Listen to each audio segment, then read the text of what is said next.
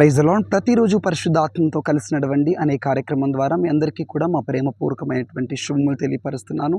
ఈరోజు పరిశుద్ధాత్మ దేవుని నీ వాక్కు ద్వారా నడిపించాలని ఆశపడుతున్నాడు. 103వ దావీదు కీర్తన 12వ వచనం. పడమటికి తూర్పు ఎంత దూరమో ఆయన మన అతిక్రమములను మనకు అంత దూరపరిచి ఉన్నాడు. ఆమేన్.